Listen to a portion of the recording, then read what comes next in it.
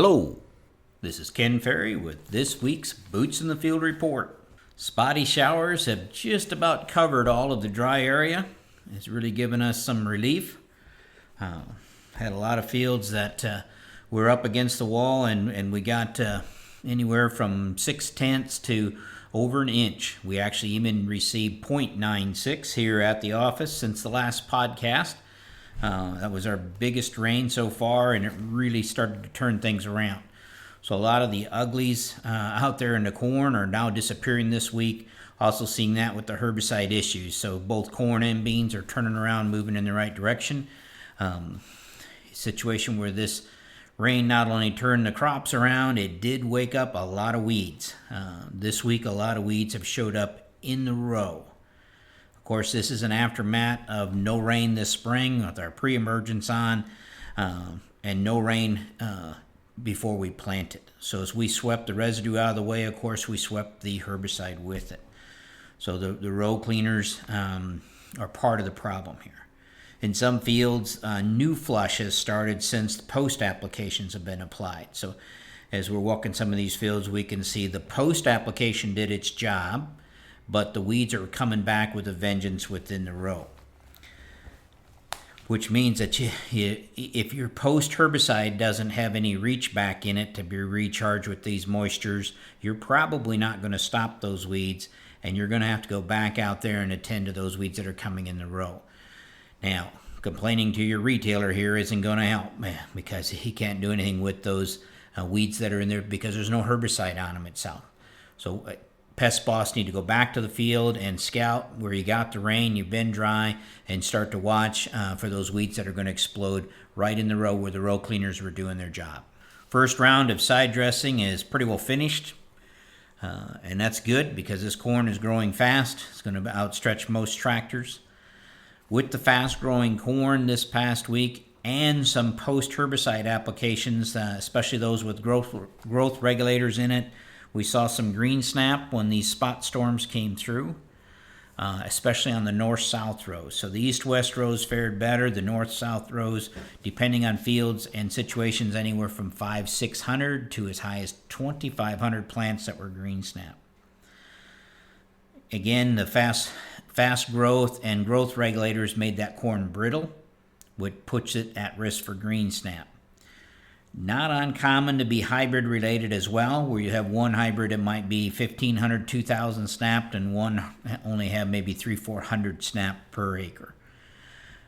Question is, will this corn come back? All the corn that I looked at that was green snap will not. It is a lost ear. Now you may see some suckering take place from the stub of what's left there, but you're not going to get an ear. So if your Pest Boss has already done projected ear counts, they'll need to go back and adjust those. Again, these plants will actually be hard to find by harvest. They'll dry up and kind of shrivel away.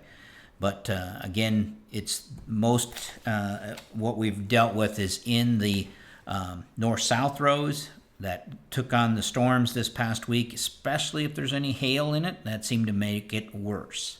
As I look at this crop in a kind of a broad spectrum, I guess I see some of the best stands we've seen in a long time on a large percentage of the acres. I think the prospects look good if we can just keep up with the water as we need it. So I'm excited about this crop right now. The reports that are coming in from the east, they don't sound so good. You guys out there dealing with a lot of rain issues, a lot of replant issues. I'm sure hoping this weather turns around for you guys. I can feel for you out there as far as trying to get things started. Looks like our guys to the north, even though they got a late start, they're going to end up with some phenomenal stands as well. We had a lot of calls this week concerning flowering beans. April planted early beans are flowering in that V5, V6 range. And they have flowers all the way to the top. So every trifoliate has a flower on it. So if you're staging a bean, that would make them R2, full flower. Many of these are being sprayed for weeds right now as well. And the question is, what effect will burning a bean have if it's already at R2 on yield? And that goes back to our plots and what we've showed you in the winter meetings, We've showed you that burning beans before or up to R1 tends to stimulate yield, shorten internodes, and cause more pod set, more branching. But once we get into R2 and beyond, as we burn beans, it causes too much pod abortion and flower abortion. And a bean that's in that R3 window, if it aborts all of its flowers, doesn't have as much time to put those flowers back on. So it can lead to a yield loss. I like the fact that you guys are paying enough attention to the details to realize that you have beans at R2 and full flower. If we burn these beans right now, it will cause flower abortion. Now, there's no pods out there, so we're not going to abort pods. The question is, why are these beans at R2 almost a month early? Well, we know beans are flowering is triggered by night length. Each maturity range has a trigger point. Usually after the summer solstice, as the nights start to get longer, it'll hit the trigger point and flowering will start, and we're into the reproductive stages. And that happens no matter what size of the plant. This year, early beans planted early and abnormal warm conditions, some of these beans had enough growth on them to actually start flowering as the nights were getting shorter before the solstice. So for instance, here at Haworth, night length on May 31st, as the nights are getting shorter, is the same length as it is on the other side of the solstice as they're getting longer on July 12th. So beans that have hit the trigger date on both sides of that. So these beans are flowering early because they hit the trigger date on the back side of the solstice. The trigger date again being tied to night length. So as we get through the solstice and our nights get longer, it'll hit the same trigger zone again on the other side. So in essence, you're going to have two trigger dates. So these beans that are flowering now will slow down and they'll come to a pause, and then they'll fire back up in their flowering process when they're supposed to on the other side of the solstice. Some of these early flowers probably will catch, and they'll give us early pods.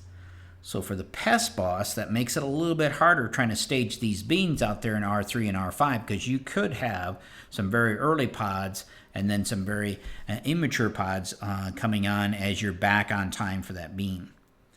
Now, if we could hang on to these pods, these early flowers, it would be a good thing. But weed control's got to come first. Do what you need to do to get these weeds under control. If it is possible to clean up the weeds on these early flowering beans and not cause burning, then it's a situation where it probably would relate to a better pod set. I think some of the bigger yields that we see on our early beans planted early comes from this issue. In essence, we get a longer pod set, a longer fill time on those beans. So again, focus on weed control first, especially in your non-GMO beans. Remember, these aren't really what we think about as an R2 bean with some immature pods on the plant itself. These are early flowering beans. So we still have our regular window to set the pods and keep it moving. So focus first on the weed control. And then from there, if the opportunity allows you to not burn them, give it a shot. And I think we need to put in more plots and learn just how valuable this two-stage of flowering is, especially on those early beans. Post-spraying is in full gear. So let's all work together out there to eliminate as many issues of off-target as possible. Remember, your retailer can't spray all the acres in that 1 hour the wind is in the right direction. Things are looking really good here at Corn College. This week we did a little planting, a little spraying, a little side dressing, a splash of irrigation to keep things on target for the Corn Soybean College event. This weather stress has been perfect for some of our in-field teaching events. If we were the cause of the dry conditions, I feel sorry for our neighbors, but you'll see some pretty neat stuff here in July at the Corn Bean College coming up. I got a call from the Canadian Pest Boss. They said they're dealing with a really bad infestation of walleye. And he was wondering if we could come up and help them out with this walleye problem. I know some of you are thinking, Ken, all the years you've been going up there, can't they handle this by themselves by now? Well, apparently not just yet.